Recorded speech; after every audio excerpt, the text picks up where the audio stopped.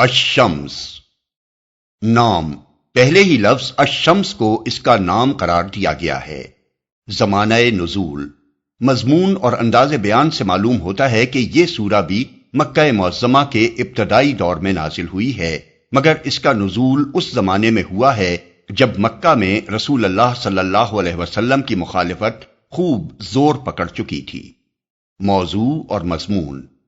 اس کا موضوع نیکی اور بدی کا فرق سمجھانا اور ان لوگوں کو برے انجام سے ڈرانا ہے جو اس فرق کو سمجھنے سے انکار اور بدی کی راہ چلنے پر اصرار کرتے ہیں۔ مضمون کے لحاظ سے یہ سورت دو حصوں پر مشتمل ہے۔ پہلا حصہ سورت کے آغاز سے شروع ہو کر آیت 10 پر ختم ہوتا ہے اور دوسرا حصہ آیت 11 سے آخر تک چلتا ہے۔ پہلے حصے میں 3 باتیں سمجھائی گئی ہیں۔ ایک یہ کہ جس طرح سورج اور چاند، دن اور رات، زمین اور آسمان ایک دوسرے سے مختلف اور اپنے آثار و نتائج میں متضاد ہیں، اسی طرح نیکی اور بدی بھی ایک دوسرے سے مختلف اور اپنے آثار و نتائج میں متضاد ہیں۔ یہ دونوں نہ اپنی شکل میں یکساں ہیں اور نہ ان کے نتائج یکساں ہو سکتے ہیں۔ دوسرے یہ کہ اللہ تعالیٰ نے نفس انسانی کو جسم، حواس اور ذہن کی قوتیں دے کر دنیا میں بالکل بے خبر نہیں چھوڑ دیا ہے، بلکہ ایک فطری الہام کے ذریعے سے اس کے لاشعور میں نیکی اور بدی کا فرق، بھلے اور برے کا امتیاز اور خیر کے خیر اور شر کے شر ہونے کا احساس اتار دیا ہے۔ تیسرے یہ کہ انسان کے مستقبل کا انحصار اس پر ہے کہ اس کے اندر تمیز، ارادے اور فیصلے کی جو قوتیں اللہ نے رکھ دی ہیں، ان کو استعمال کر کے وہ اپنے نفس کے اچھے اور برے رجحانات میں سے کس کو ابھارتا اور کس کو دباتا ہے۔ اگر وہ اچھے رجحانات کو ابھارے اور برے رجحانات سے اپنے نفس کو پاک کرے تو فلاح پائے گا، اور اس کے برعکس اگر وہ نفس کی اچھائی کو دبائے اور برائی کو ابھارے تو نامراد ہوگا۔ دوسرے حصے میں قوم سمود کی تاریخی نظیر کو پیش کرتے ہوئے رسالت کی اہمیت سمجھائی گئی ہے۔ رسول دنیا میں اس لیے بھیجا جاتا ہے کہ بھلائی اور برائی کا جو الہامی علم اللہ نے انسان کی فطرت میں رکھ دیا ہے، وہ بجائے خود انسان کی ہدایت کے لیے کافی نہیں ہے، بلکہ اس کو پوری طرح نہ سمجھنے کی وجہ سے ہی انسان خیر و شر کے غلط فلسفے اور معیار تجویز کر کر کے گمراہ ہوتا رہا ہے۔ اس بنا پر اللہ تعالیٰ نے اس فطری الہام کی مدد کے لیے انبیاء علیہم السلام پر واضح اور صاف صاف وحی نازل فرمائی تاکہ وہ لوگوں کو کھول کر بتائیں کہ نیکی کیا ہے اور بدی کیا۔ ایسے ہی ایک نبی حضرت صالح علیہ السلام قوم سمود کی طرف بھیجے گئے تھے، مگر وہ اپنے نفس کی برائی میں غرق ہو کر اتنی سرکش ہو گئی تھی کہ اس نے ان کو جھٹلا دیا، اور اس کا منہ مانگا معجزہ جب انہوں نے ایک اونٹنی کی شکل میں پیش کیا تو ان کی تنبیہ کے باوجود اس قوم کے ایک شریر ترین آدمی نے ساری قوم کی خواہش اور طلب کے مطابق اسے بھی قتل کر دیا۔ اس کا نتیجہ آخر کار یہ ہوا کہ پوری قوم تباہ کر کے رکھ دی گئی۔ سمود کا یہ قصہ پیش کرتے ہوئے پوری صورت میں کہیں یہ نہیں کہا گیا ہے کہ اے قوم قریش، اگر تم سمود کی طرح اپنے نبی محمد صلی اللہ علیہ وسلم کو جھٹلاؤ گے تو وہی انجام دیکھو گے جو سمود نے دیکھا ہے۔ مکہ میں اس وقت حالات وہی موجود تھے جو صالح علیہ السلام کے مقابلے میں قوم سمود کے اشرار نے پیدا کر رکھے تھے، اس لیے ان حالات میں یہ قصہ سنا دینا بجائے خود اہل مکہ کو یہ سمجھا دینے کے لیے کافی تھا کہ سمود کی یہ تاریخی نظیر ان پر کس طرح چسپاں ہو رہی ہے۔ بسم اللہ الرحمن الرحیم، شروع اللہ کے نام سے جو رحمان و رحیم ہے۔ والشمس وضحاها والقمر اذا تلاها والنهار اذا جلاها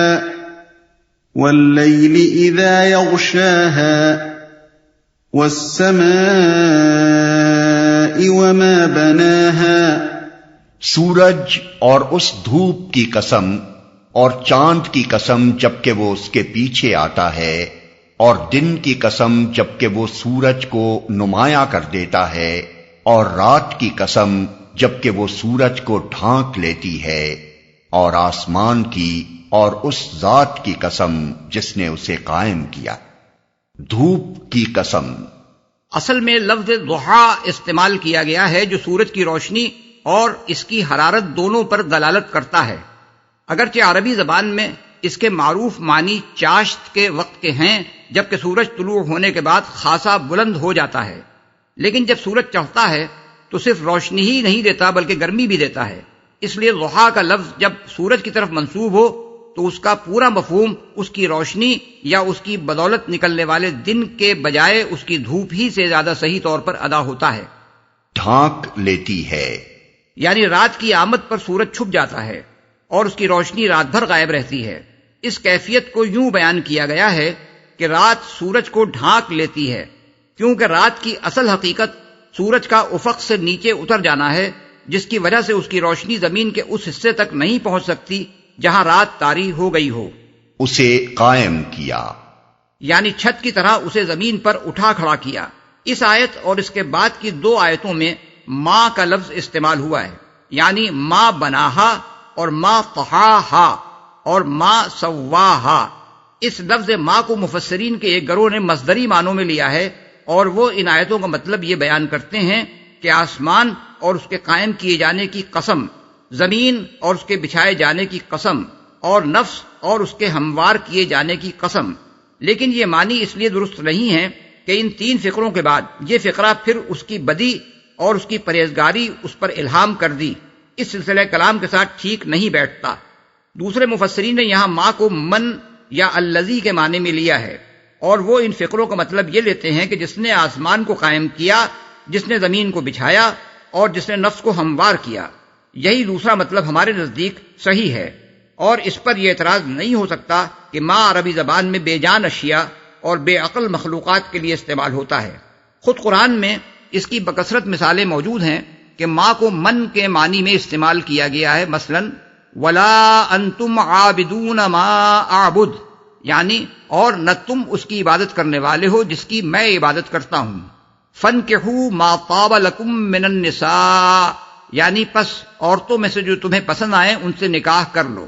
وَلَا تَنْكِحُوا مَا نَكَحَ آبَاؤُكُم مِّنَ النِّسَاءِ، اور جن عورتوں سے تمہارے باپوں نے نکاح کیا ہو ان سے نکاح نہ کرو۔ وَالْأَرْضِ وَمَا طَحَاهَا وَنَفْسٍ وَمَا سَوَّاهَا فَأَلْهَمَهَا فُجُورَهَا وَتَقْوَاهَا قَدْ أَفْلَحَ مَن زَكَّاهَا وَقَدْ خَابَ مَن دَسَّاهَا۔ اور زمین کی اور اس ذات کی قسم جس نے اسے بچھایا، اور نفس انسانی کی اور اس ذات کی قسم جس نے اسے ہموار کیا، پھر اس کی بدی اور اس کی پرہیزگاری اس پر الہام کر دی۔ یقیناً فلاح پا گیا وہ جس نے نفس کا تزکیہ کیا، اور نامراد ہوا وہ جس نے اس کو دبا دیا، جس نے اسے ہموار کیا۔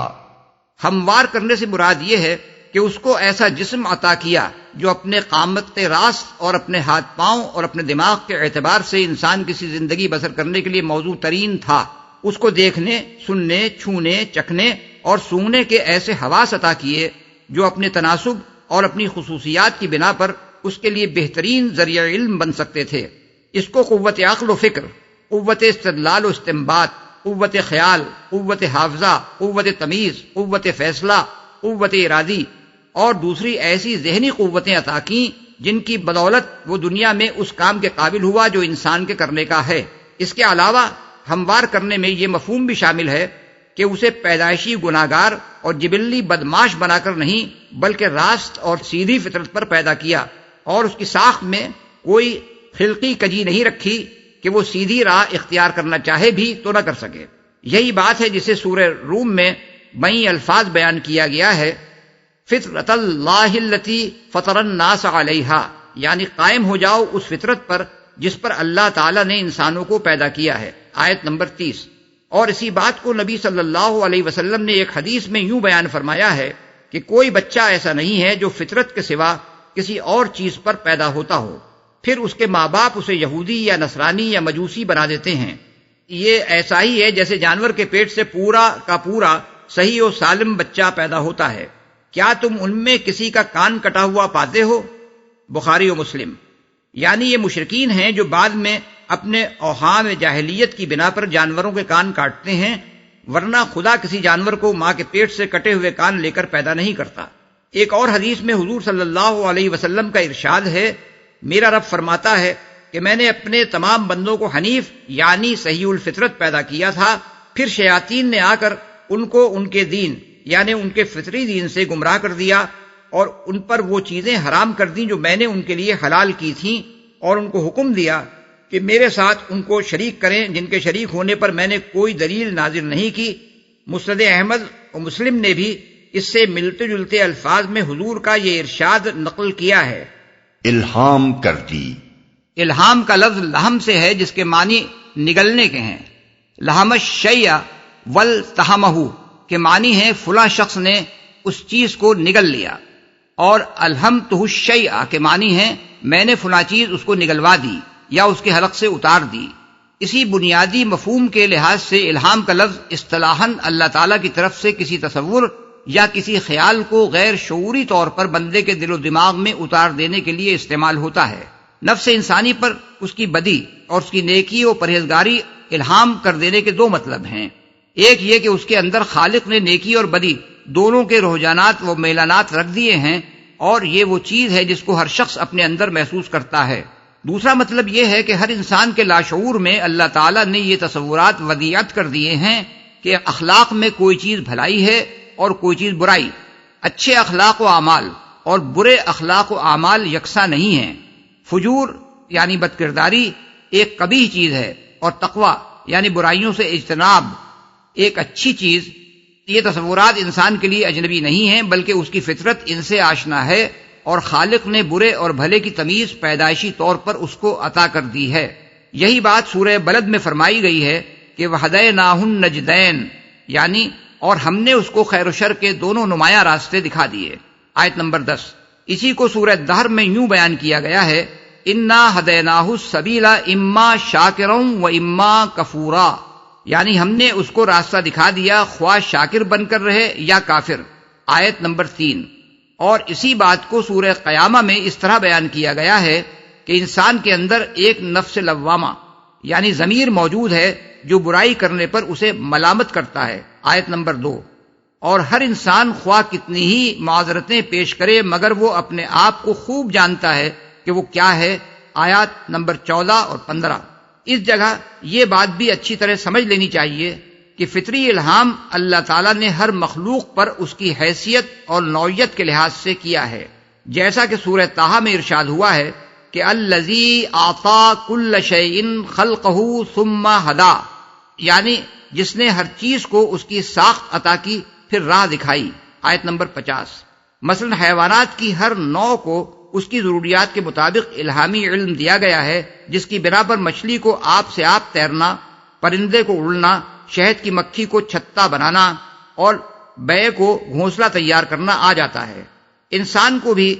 اس کی مختلف حیثیتوں کے لحاظ سے الگ الگ قسم کے الہامی علوم دیے گئے ہیں۔ انسان کی ایک حیثیت یہ ہے کہ وہ ایک حیوانی وجود ہے، اور اس حیثیت سے جو الہامی علم اس کو دیا گیا ہے اس کی ایک نمایاں ترین مثال بچے کا پیدا ہوتے ہی ماں کا دودھ چوسنا ہے، جس کی تعلیم اگر خدا نے فطری طور پر اسے نہ دی ہوتی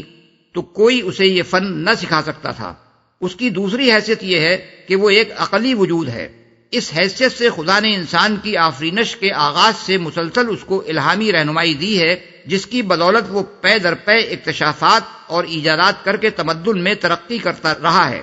ان ایجادات اور اکتشافات کی تاریخ کا جو شخص بھی مطالعہ کرے گا وہ محسوس کرے گا کہ ان میں سے شاید ہی کوئی ایسی ہو جو محض انسانی فکر و کاوش کا نتیجہ ہو، ورنہ ہر ایک کی ابتدا اسی طرح ہوئی ہے کہ یکایک کسی شخص کے ذہن میں ایک بات آ گئی اور اس کی بدولت اس نے کسی چیز کا اکتشاف کیا یا کوئی چیز ایجاد کر لی۔ ان دونوں حیثیتوں کے علاوہ انسان کی ایک اور حیثیت یہ ہے کہ وہ ایک اخلاقی وجود ہے، اور اس حیثیت سے بھی اللہ تعالیٰ نے اسے خیر و شر کا امتیاز اور خیر کے خیر اور شر کے شر ہونے کا احساس الہامی طور پر عطا کیا ہے۔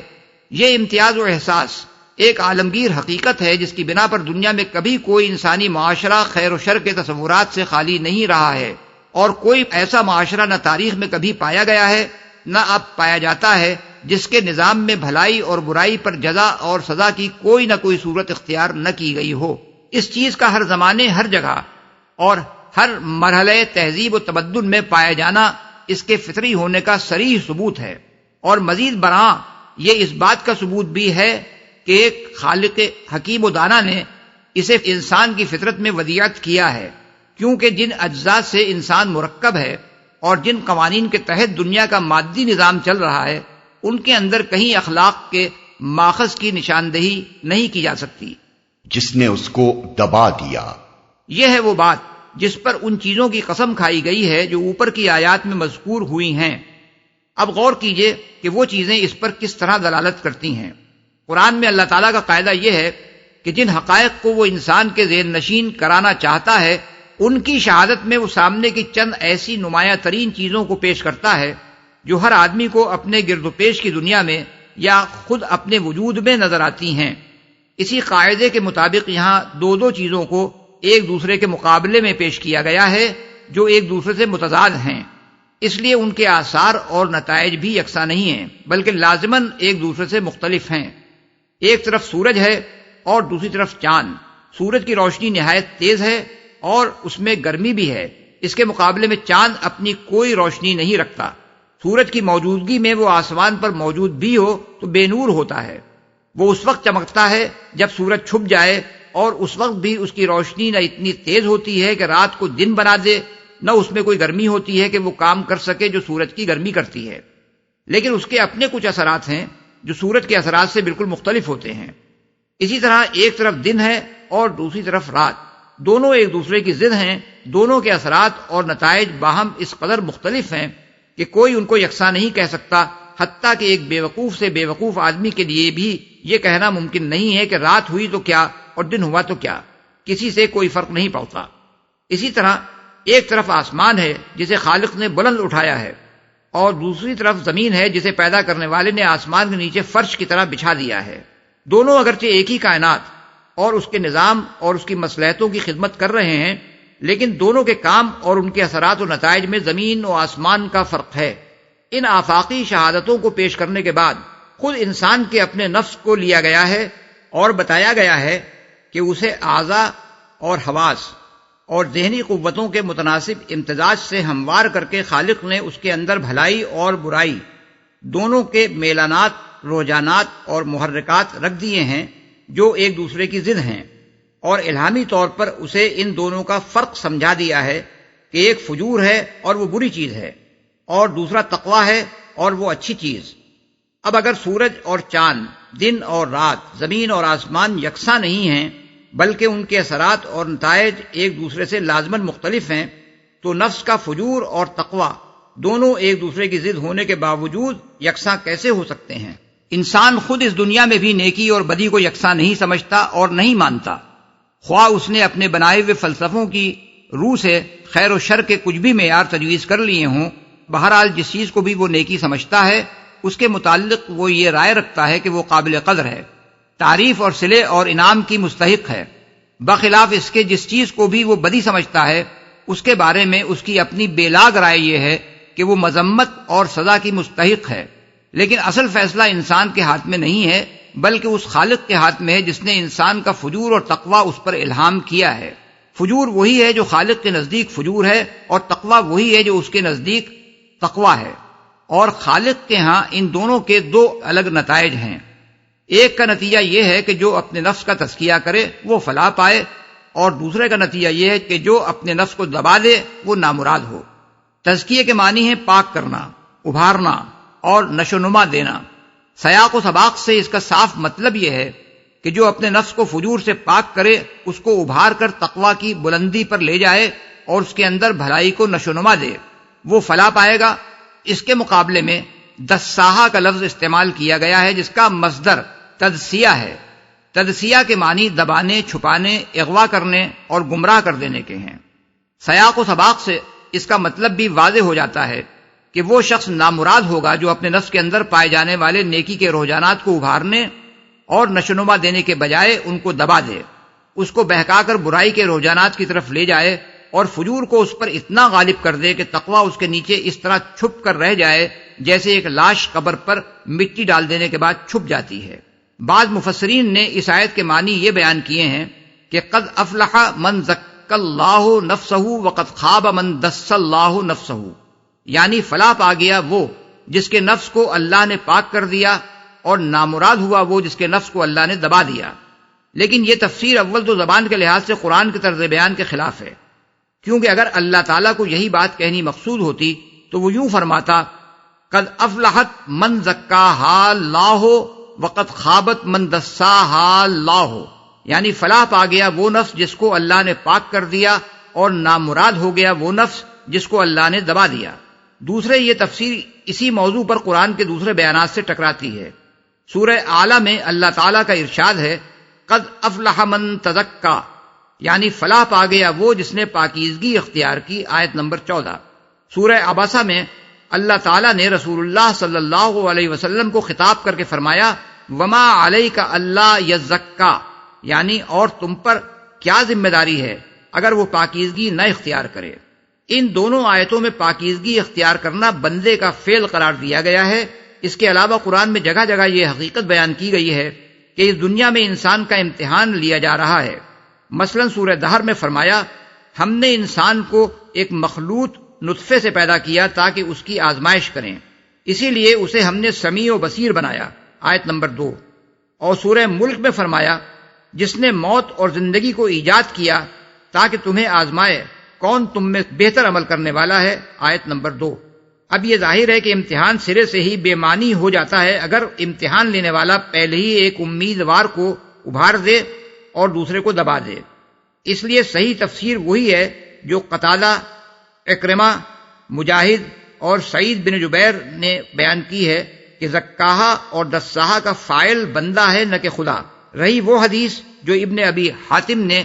ان جویبر بن سعید ان الضحاک ان ابن عباس کی سند سے نقل کی ہے کہ خود رسول اللہ صلی اللہ علیہ وسلم نے اس آیت کا مطلب یہ بیان فرمایا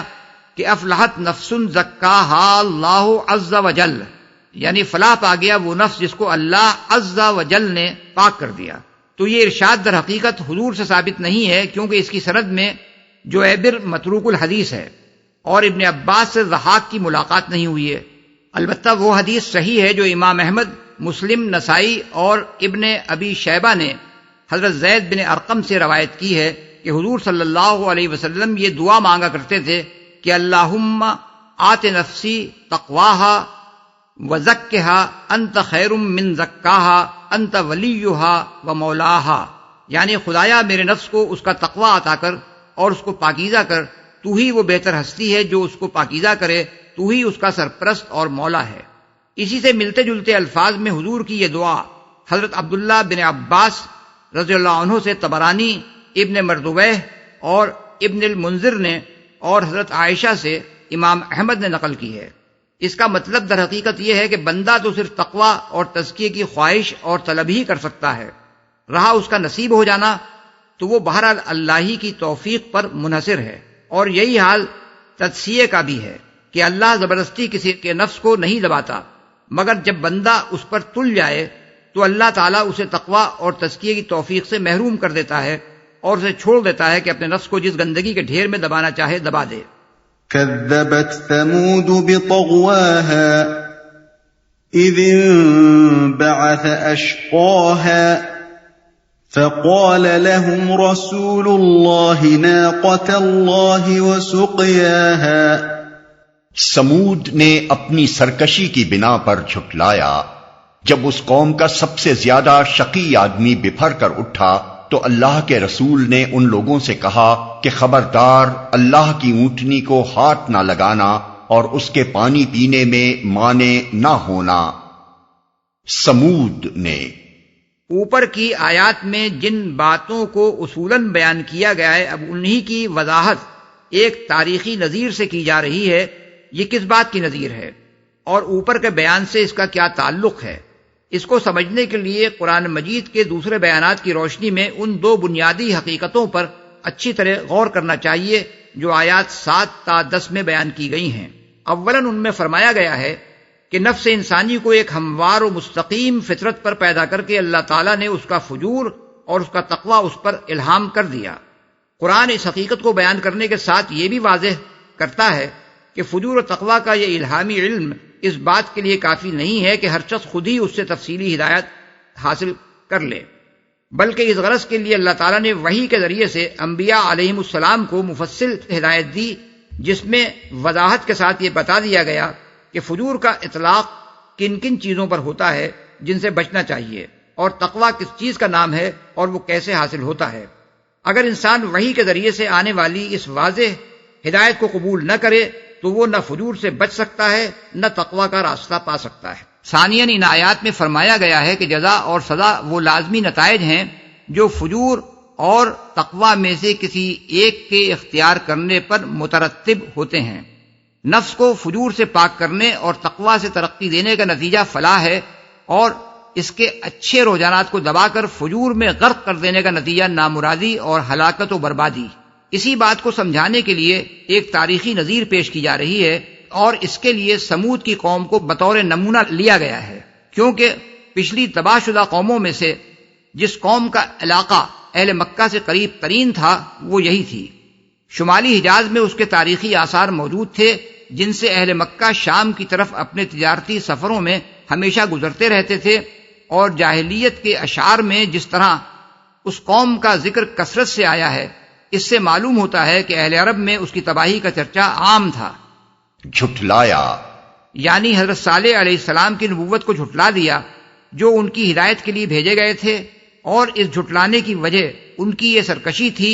کہ وہ اس فجور کو چھوڑنے کے لیے تیار نہ تھے جس میں وہ مبتلا ہو چکے تھے، اور اس تقوی کو قبول کرنا انہیں گوارا نہ تھا جس کی طرف حضرت صالح انہیں دعوت دے رہے تھے۔ اس کی تفصیل کے لیے ملاحظہ ہو سورہ الاعراف آیات 73 تا 76، سورہ ہود آیات 61 اور 62، سورہ شعراء آیات 141 تا 153، سورہ نمل آیات 45 تا 49، سورہ القمر آیات 23 تا 25۔ مانے نہ ہونا۔ قرآن مجید میں دوسرے مقامات پر اس کی تفصیل یہ بتائی گئی ہے کہ سمود کے لوگوں نے حضرت صالح کو چیلنج دیا تھا کہ اگر تم سچے ہو تو کوئی نشانی یعنی معجزہ پیش کرو۔ اس پر حضرت صالح نے ایک اونٹنی کو معجزے کے طور پر ان کے سامنے حاضر کر دیا اور ان سے کہا کہ یہ اللہ کی اونٹنی ہے، یہ زمین میں جہاں چاہے گی چرتی پھرے گی، ایک دن سارا پانی اس کے لیے مخصوص ہوگا اور دوسرا دن تم سب کے لیے اور تمہارے جانوروں کے لیے رہے گا۔ اگر تم نے اس کو ہاتھ لگایا تو یاد رکھو کہ تم پر سخت عذاب نازل ہو جائے گا۔ اس پر وہ کچھ مدت تک ڈرتے رہے، پھر انہوں نے اپنے اس سب سے زیادہ شریر اور سرکش سردار کو پکارا کہ اس اونٹنی کا قصہ تمام کر دے، اور وہ اس کام کا ذمہ لے کر اٹھ کھڑا ہوا۔ حوالے کے لیے سورہ الاعراف آیت نمبر 73، الشعراء آیات 154 تا 156، سورہ القمر آیت 29۔ فَكَذَّبُوهُ فَعَقَرُوهَا فَدَمْدَمَ عَلَيْهِمْ رَبُّهُم بِذَنبِهِمْ فَسَوَّاهَا وَلَا يَخَافُ عُقْبَاهَا۔ مگر انہوں نے اس کی بات کو جھوٹا قرار دیا اور اونٹنی کو مار ڈالا۔ آخر کار ان کے گناہ کی پاداش میں ان کے رب نے ان پر ایسی آفت توڑی کہ ایک ساتھ سب کو پیوند خاک کر دیا، اور اسے اپنے اس فعل کے کسی برے نتیجے کا کوئی خوف نہیں ہے۔ اونٹنی کو مار ڈالا۔ سورہ اعراف میں ہے کہ اونٹنی کو مارنے کے بعد سمود کے لوگوں نے حضرت صالح سے کہا اب لے آؤ وہ عذاب جس سے تم ہمیں ڈراتے تھے، آیت 77۔ اور سورہ ہود میں ہے کہ حضرت صالح نے ان سے کہا 3 دن اپنے گھروں میں اور مزے کر لو، اس کے بعد عذاب آ جائے گا، اور یہ ایسی تنبیہ ہے جو جھوٹی ثابت نہ ہوگی، آیت 65۔ کوئی خوف نہیں ہے۔ یعنی اللہ دنیا کے بادشاہوں اور یہاں کی حکومتوں کے فرمانرواؤں کی طرح نہیں ہے کہ وہ کسی قوم کے خلاف کوئی قدم اٹھانے کے وقت یہ سوچنے پر مجبور ہوتے ہیں کہ اس اقدام کے نتائج کیا ہوں گے۔ اس کا اقتدار سب سے بالاتر ہے، اسے اس امر کا کوئی اندیشہ نہیں تھا کہ سمود کی حامی کوئی ایسی طاقت ہے جو اس سے بدلہ لینے کے لیے آئے گی۔